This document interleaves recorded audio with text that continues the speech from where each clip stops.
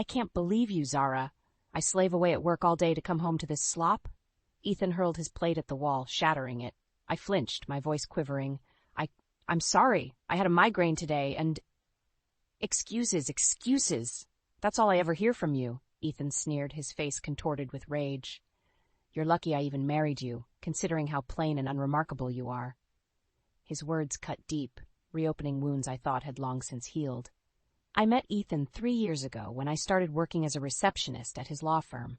Despite my quiet nature and average looks, he pursued me relentlessly, showering me with compliments and grand romantic gestures. Swept up in the whirlwind of his charm, I fell head over heels. Our courtship was a fairy tale, but reality set in soon after we exchanged vows. Ethan convinced me to quit my job, insisting that he wanted me to focus on being the perfect housewife. I agreed, eager to please him and build our life together. But 3 months into our marriage, Ethan's true colors began to show. He nitpicked every aspect of my homemaking, from the way I folded his laundry to the seasoning in my cooking. Nothing I did was ever good enough. Honestly, Zara, sometimes I wonder why I bother coming home at all, Ethan sighed dramatically, running a hand through his perfectly coiffed hair. You can't even handle the most basic tasks.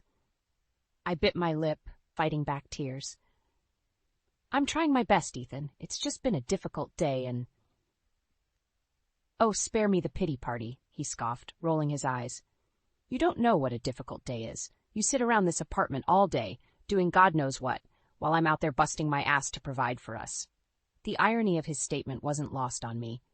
It was Ethan's idea for me to quit my job in the first place, yet he never missed an opportunity to throw my unemployment in my face. I took a deep breath, trying to calm my frayed nerves. I appreciate everything you do for us, Ethan. I'll try harder, I promise.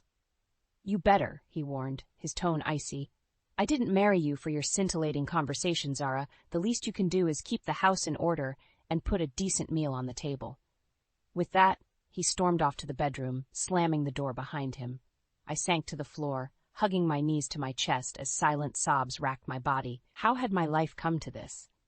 What happened to the charming, attentive man I fell in love with? As I sat there, surrounded by the shards of the shattered plate, I couldn't help but feel like they were a metaphor for my marriage.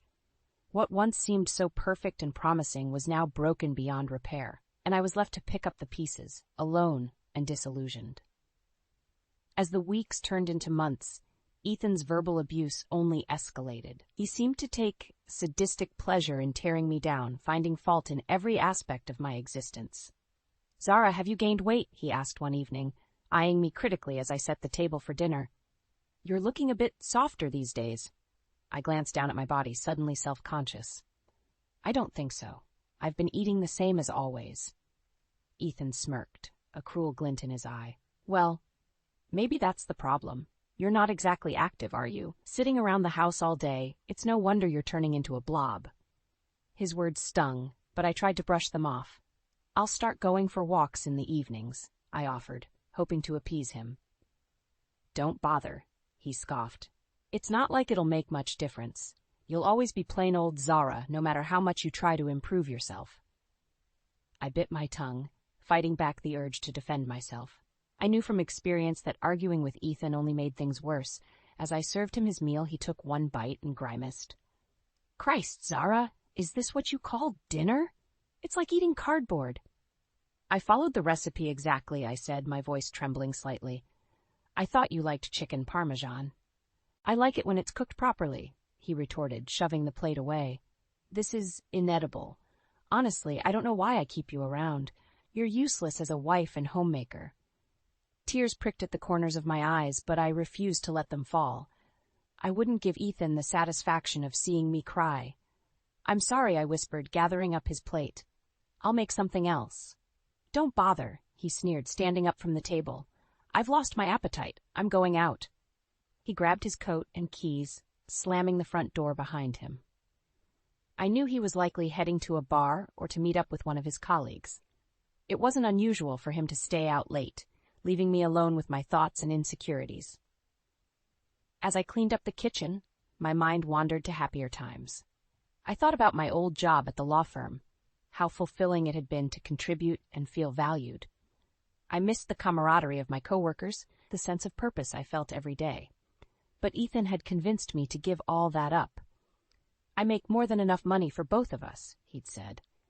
"I want you to focus on making our home a haven, a place where I can relax and unwind after a long day at work." At the time, it had sounded romantic, the idea of being a devoted housewife.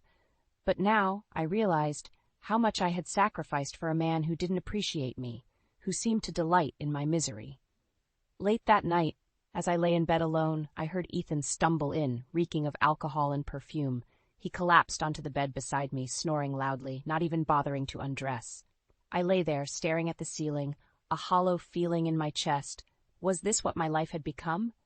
A series of endless days, catering to a man who treated me like dirt with no escape in sight? I knew I should leave, that I deserved better than this. But a part of me still clung to the hope that Ethan would change, that he'd go back to being the charming, loving man I'd married.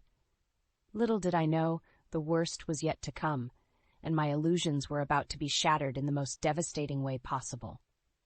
It was a typical Sunday afternoon, and I was doing laundry, trying to keep myself busy and distracted from the constant tension that hung over our household. As I emptied Ethan's pockets before tossing his pants into the washing machine, his phone tumbled out, landing on the floor with a clatter. I picked it up, intending to place it on the counter, when a message flashed across the screen. It was from Valerie, Ethan's secretary at the law firm. I hesitated for a moment, knowing I shouldn't pry, but something compelled me to open the message. What I saw made my blood run cold. It was a photo of Valerie, scantily clad and posed provocatively, accompanied by a text that left little to the imagination. "Can't wait for round 2, baby. Last night was incredible." I felt like I'd been punched in the gut. My hands shook as I scrolled through the message history, each exchange more explicit than the last. It was clear that Ethan and Valerie were having an affair, and from the looks of it, it had been going on for months. Rage and betrayal coursed through my veins. How could he do this to me? After everything I'd sacrificed for him, all the abuse I'd endured, he had the audacity to cheat on me with his secretary? I heard the front door open and Ethan's footsteps in the hallway. I stormed out of the laundry room, his phone clutched in my hand, ready to confront him. "What the hell is this?" I demanded, thrusting the phone in his face. Ethan's eyes widened for a moment, but he quickly composed himself. "What are you doing snooping through my phone, Zara? That's private." "Private?" I laughed bitterly. "You're screwing your secretary, and you have the nerve to talk about privacy." He sighed, running a hand through his hair. "It's not what it looks like. It's just harmless flirting, nothing more." "Don't lie to me," I screamed, hot tears streaming down my face. "I saw the messages, the photos. How long has this been going on?" Ethan's face hardened, his eyes turning cold. "Fine, you want the truth? Yes, I've been sleeping with Valerie, but can you blame me? Look at you, Zara. You're a pathetic excuse for a wife. I only married you because I thought you'd be easy to control, but even that's proving to be more trouble than it's worth." His words hit me like a slap in the face. I stumbled back, my mind reeling. "You never loved me," I whispered, the realization dawning on me. This whole marriage was a sham. Ethan smirked, a cruel twist of his lips. "Oh, don't act so surprised. Did you really think someone like me would genuinely fall for someone like you? You were a means to an end, Zara, a convenient little wife to keep the house clean and warm my bed at night, but even you couldn't get that right." I felt like I was going to be sick. The man I had loved, the man I had given up everything for, was nothing more than a manipulative, cheating bastard. "I'm done," I said, my voice shaking with a mix of anger and grief. "I'm leaving, and I'm filing for divorce." Ethan laughed, a harsh, grating sound. "Go ahead. But remember, Zara, you're nothing without me. You have no job, no skills, no prospects. Good luck finding someone else to put up with your pathetic existence." I didn't bother responding. I grabbed a suitcase and started packing, throwing in clothes and essentials with trembling hands. I couldn't spend another minute in this house, with this man who had shattered my heart and my illusions. As I walked out the door, I felt a sense of relief wash over me, tinged with the bitterness of betrayal. I knew the road ahead would be difficult, but anything was better than staying in a marriage built on lies and manipulation. It was time to pick up the pieces of my life and start anew, far away from Ethan and the toxic love that had nearly destroyed me. With my marriage in shambles and my heart in pieces, I found myself on my sister's doorstep, suitcase in hand. She took one look at my tear-stained face and pulled me into a tight hug, ushering me inside without a word. Over the next few days, I poured out my story to her, recounting every painful detail of Ethan's betrayal and the emotional abuse I had endured. She listened patiently, offering comfort and support, her anger at Ethan's actions simmering just beneath the surface. "You can stay here as long as you need," she assured me. "We'll get you back on your feet, Zara. You're stronger than you know." With her encouragement, I started looking for work, determined to regain my independence. I landed a job as a waitress at a high-end bistro, the kind of place Ethan and his colleagues would often frequent for business lunches. At first, I was nervous, worried that I wouldn't be able to keep up with the fast-paced environment and demanding customers. But as the weeks passed, I found myself thriving in the role, my natural warmth and attentiveness shining through. The regular customers began to take notice, complimenting me on my service and friendly demeanor. "You always manage to brighten my day, Zara," one elderly gentleman said, patting my hand as I refilled his coffee. "You have a real gift for making people feel welcome." Their kind words were a balm to my battered self-esteem, slowly helping me rebuild the confidence Ethan had systematically torn down. I started to see myself in a new light, not as the worthless, unlovable woman he had made me believe I was, but as someone with value and purpose. One evening, as I was clearing tables after a particularly busy shift, my manager pulled me aside. "Zara, I just wanted to let you know how impressed I am with your work," he said, smiling warmly. "You've become an integral part of our team, and the customers adore you. Keep up the great work." I thanked him, feeling a sense of pride and accomplishment wash over me. For the first time in years, I felt like I was truly good at something, that I had a place where I belonged. As I walked home that night, I couldn't help but reflect on how far I had come in such a short time. Just a few months ago, I had been a broken shell of a woman, convinced that I was nothing without Ethan. But now, I was standing on my own 2 feet, building a life for myself that had nothing to do with him. When I arrived at my sister's apartment, I found a large envelope waiting for me on the kitchen table. My heart sank as I recognized Ethan's handwriting, and with trembling fingers I tore it open. Inside were divorce papers, already signed by Ethan. A note was attached, his words dripping with disdain. "I've made it easy for you, Zara. Just sign on the dotted line, and you'll be free of me. Not that anyone else would want you, but at least you won't be my problem anymore." I stared at the papers, a mix of emotions swirling within me. Relief that I could finally sever ties with the man who had caused me so much pain. Anger at the callous way he dismissed our marriage, and a tiny lingering sense of sadness for the love I had once believed we shared. But as I picked up the pen and signed my name, I felt a weight lift from my shoulders. I was no longer Ethan's wife, no longer bound to a man who had never truly loved me. I was Zara, a woman with her own strength, her own worth, and a future that was mine to shape.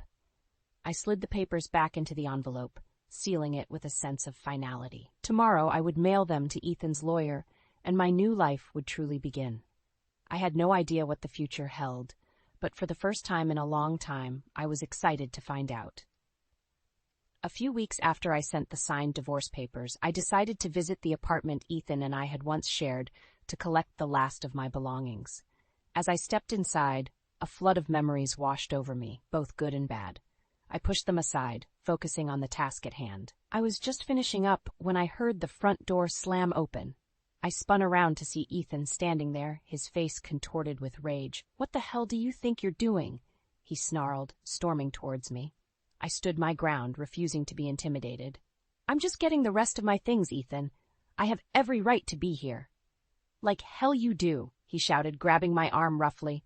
"This is my apartment, Zara. You have no claim to it anymore." I yanked my arm free, glaring at him. "Actually, Ethan, this apartment has always been in my name. My grandparents gave it to me as a gift, remember?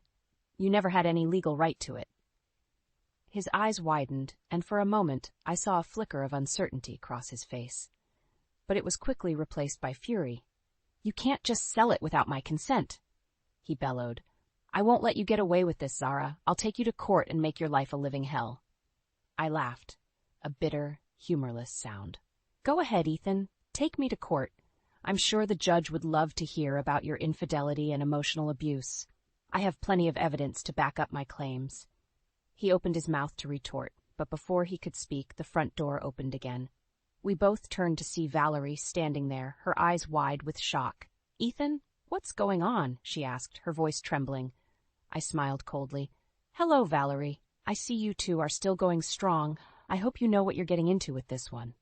Valerie's gaze darted between Ethan and me, confusion and fear written all over her face. Ethan, what is she talking about? Ethan's face paled, and he took a step towards her. Valerie, baby, it's not what it looks like. Zara and I are just having a little disagreement about the apartment.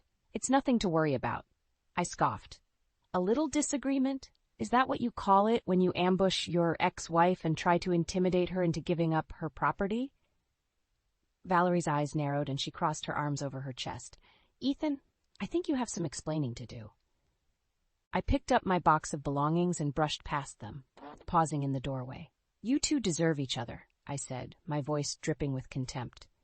But Valerie, if I were you, I'd watch my back. Ethan has a habit of lying and cheating to get what he wants. With that, I walked out, leaving them to their own devices. As I stepped out into the sunlight, I felt a sense of triumph wash over me. I had stood up to Ethan, had shown him that I was no longer the meek, the submissive woman he had married. I was stronger now, and I wasn't going to let him push me around anymore. As I made my way back to my sister's apartment, I couldn't help but smile. For the first time in years, I felt truly free. Free from Ethan's manipulation, free from his constant criticism and abuse. I knew the road ahead wouldn't be easy, but I was ready to face whatever challenges lay ahead.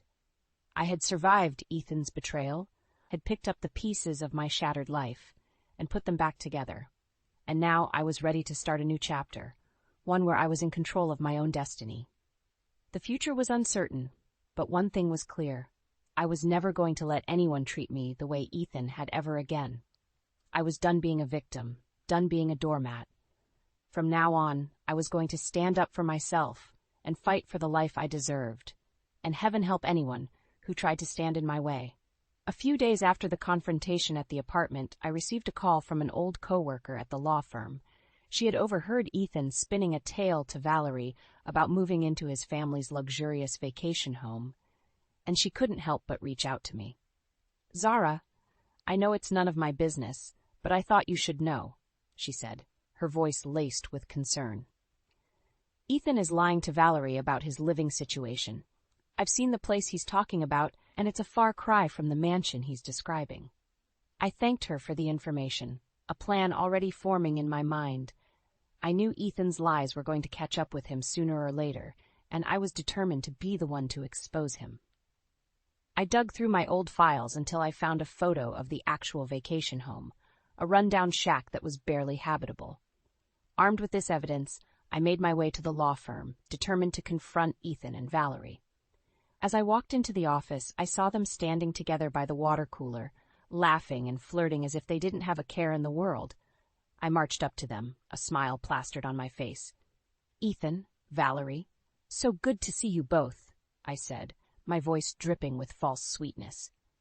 They turned to face me, Ethan's eyes narrowing in suspicion. What are you doing here, Zara? I thought I made it clear that I didn't want you around. I ignored him, turning to Valerie. I couldn't help but overhear your conversation about the vacation home, Valerie. It sounds absolutely lovely, but I think there's something you should see. I pulled out the photo of the shack, holding it up for her to see. This is the real vacation home, Valerie. The one Ethan has been lying to you about. Valerie's eyes widened, and she snatched the photo from my hand, studying it closely. Ethan, what is this? You told me it was a luxury estate with a pool and a tennis court. Ethan's face paled, and he stammered, trying to come up with an explanation.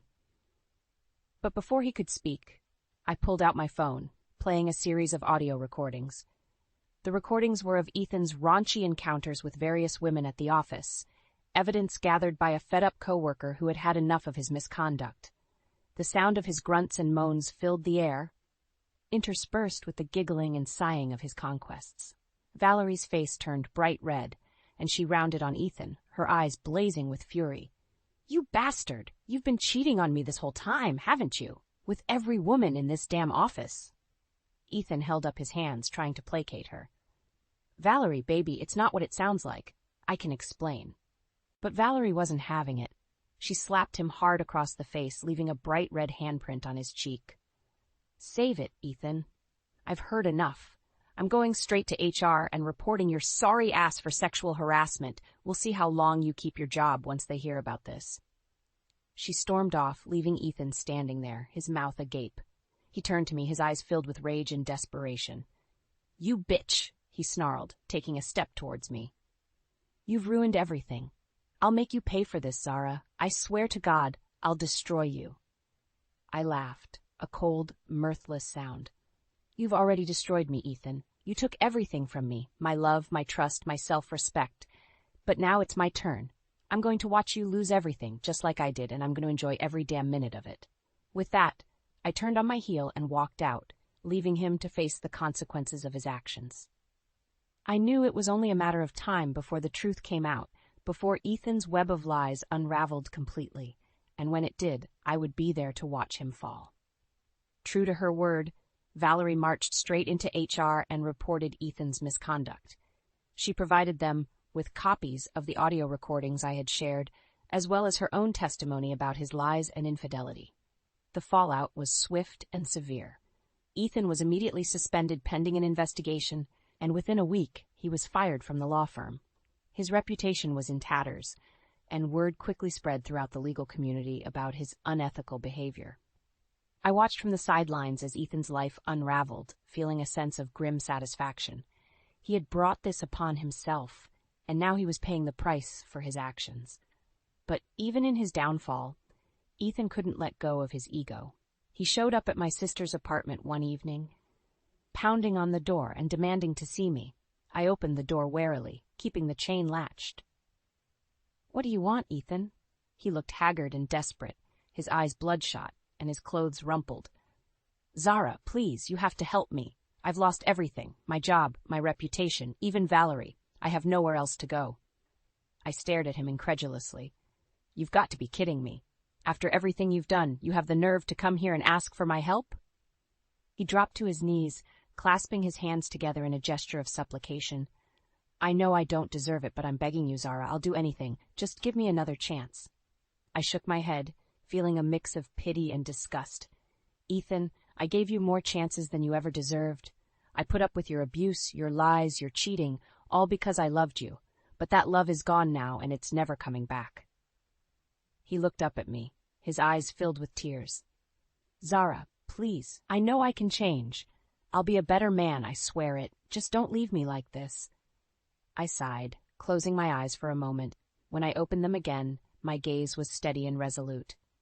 "Ethan, I'm not leaving you. I've already left. I moved on with my life the moment I walked out of our apartment with divorce papers in hand." I reached behind the door and picked up a small box, handing it to him through the gap. "Here, I packed up the rest of your things from the apartment. Consider it my final act of kindness." He took the box, his hands shaking. "Zara, I held up a hand, cutting him off. "I don't want to hear it, Ethan. We're done. I'm done. I have a new life now, one that doesn't include you, and I suggest you start building one for yourself, because I won't be there to pick up the pieces anymore." With that, I shut the door, sliding the chain back into place. I leaned against it for a moment, taking a deep breath. I could hear Ethan on the other side, sobbing and pleading, but I tuned him out. I had meant what I said. I was done with Ethan, done with the toxic love that had nearly destroyed me. I had fought too hard and come too far to let him drag me back down into the darkness. I pushed myself off the door and walked into the living room, where my sister was waiting with a cup of tea and a sympathetic ear. I sat down beside her, taking the mug and inhaling the comforting scent of chamomile. "You did the right thing, Zara," she said, squeezing my hand. "I'm proud of you." I smiled, feeling a sense of peace wash over me. "I know, it wasn't easy, but it was necessary. I'm ready to move on, to start a new chapter in my life." She nodded, her eyes shining with love and understanding. "And I'll be right there with you, every step of the way. I leaned my head on her shoulder, feeling grateful for her unwavering support. Together we sat in silence, sipping our tea and listening to the sound of Ethan's footsteps fading away into the night. A month had passed since I last saw Ethan, and my life had taken a turn for the better. I had accepted a dream job in Seattle, working as a paralegal at a prestigious law firm. It was a fresh start, a chance to build a new life far away from the painful memories of my past. I was packing up the last of my belongings when I heard a knock at the door. I opened it to find Ethan standing there, looking disheveled and desperate. "Zara, please, I need to talk to you," he said, his voice hoarse. I sighed, crossing my arms over my chest. "What do you want, Ethan? I thought I made it clear that we were done." He pushed past me, stumbling into the apartment. I could smell the alcohol on his breath, and I wrinkled my nose in disgust. "I've lost everything, Zara," he slurred, collapsing onto the couch. "My job, my reputation, even my apartment. I've been sleeping on friends' couches and in my car. I'm drowning in debt, and I don't know what to do." I stared at him, feeling a mix of pity and revulsion. "I'm sorry to hear that, Ethan, but what do you want me to do about it? You brought this on yourself." He looked up at me, his eyes bloodshot and pleading. "I need you, Zara. I need you to give me another chance. I know I can change. I know I can be better. Just please, don't leave me like this." I shook my head, a sad smile playing at the corners of my mouth. "Ethan, I've given you more chances than I can count, and every time you've let me down. You've hurt me in ways I never thought possible, and I can't go through that again." He reached for me, his hands shaking. "But I love you, Zara. I've always loved you. We can make this work. I know we can." I stepped back out of his reach. "No, Ethan, we can't. Because the truth is, you never loved me. You loved the idea of me, of having someone to control and manipulate. But that's not love, and it never will be." I walked over to the door, opening it wide. "I think it's time for you to go, Ethan. I have a new life waiting for me, and you're not a part of it." He stumbled to his feet, his face twisted with anger and desperation. "You can't do this to me, Zara. You can't just walk away like this." I smiled, feeling a sense of calm wash over me.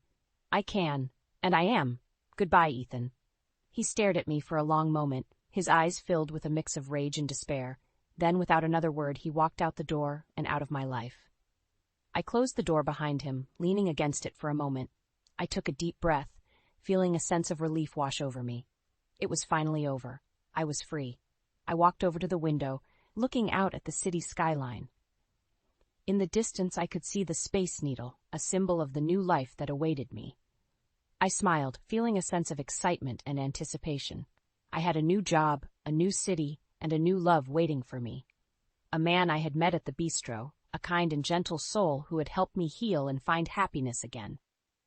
I picked up my suitcase, taking one last look around the apartment. It had been my home for so long, but now it was time to say goodbye. I walked out the door feeling a sense of lightness and freedom. The past was behind me, and the future was bright with promise. As I stepped out into the sunlight, I couldn't help but smile. I had survived the worst that life had thrown at me, and I had come out stronger on the other side. I was ready for whatever lay ahead, ready to embrace the new chapter in my life with open arms. And as I walked down the street, I knew that nothing could ever hold me back again.